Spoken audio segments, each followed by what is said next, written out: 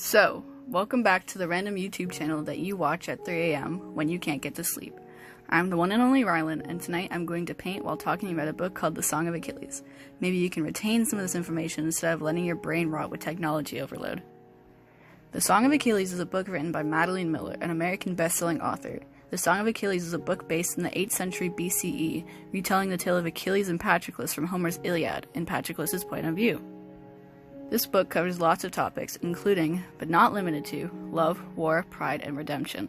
There is also representation of LGBTQ+ and POC voices. Tonight, we will be focusing on the theme of belief, value, and education, but mainly belief and value. First, I'll introduce the characters and give a quick recap of the book, as well as give it a spoiler warning to anyone that hasn't read it yet. So, this is that spoiler warning. Continue at your own risk, I guess. The main protagonist's name is Patroclus, son to King Menoetius and Queen Philomela. King Menoetius was a cruel king who thought his wife as lame and useless, and of Patroclus the same. Patroclus was treated no better than a slave by his father, and he spent his time with his mother as she would play her lyre for him. Achilles was born after his father, King Peleus of Phthia, was given permission by the gods to force himself upon the water goddess Thetis, due to the prophecy that Achilles would become stronger than his father. Thetis was loved by both Zeus and Poseidon, but due to the prophecy they sent a mortal man after her in fear that Achilles would become stronger than one of them. Talk about insecure. Recap. Basically, Patroclus accidentally kills a kid, and then he gets exiled to Phthia. There, Patroclus meets Achilles, and at first Patroclus hates him, but then they grow closer as friends, and then eventually become lovers. Achilles is sent to train with Chiron after his mother sees him kissing Patroclus, but Patroclus follows Achilles to Chiron's cave on Mount Pelion, and there Patroclus is taught healing and medicine. Achilles' mother tries to hide him on a different island in an attempt to stop him from being collected for war, as Helen was abducted by Trojan prince Paris, and forces Achilles to sleep with the princess on that island. Patroclus eventually finds him and brings him back, but they both end up being taken to war, Patroclus because of an oath he made when he was 9, and Achilles because of his prophecy.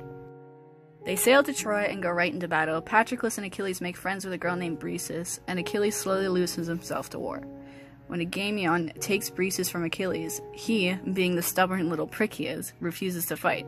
Eventually, Patroclus begs Achilles to let him put on Achilles' armor to ride out and scare away the Trojans, and because of Achilles' big ego, he lets Patroclus do this. Patroclus then gets killed in combat, and Achilles is enraged and goes after Hector, the man who killed Patroclus. Part of Achilles' prophecy was that once he killed a man named Hector, his death would be soon after.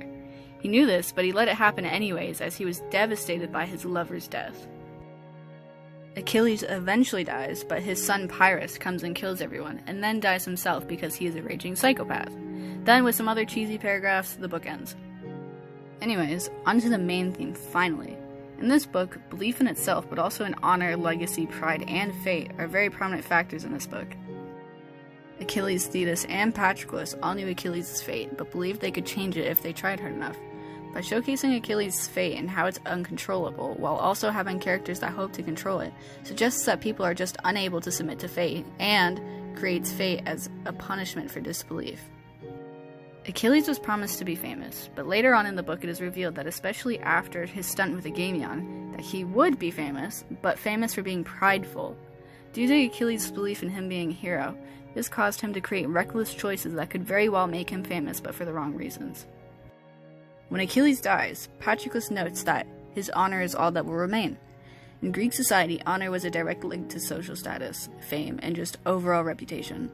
The main focus is Achilles' honor, and due to the prophecy, he believes that he is entitled to it, although sometimes confusing it for pride and violence.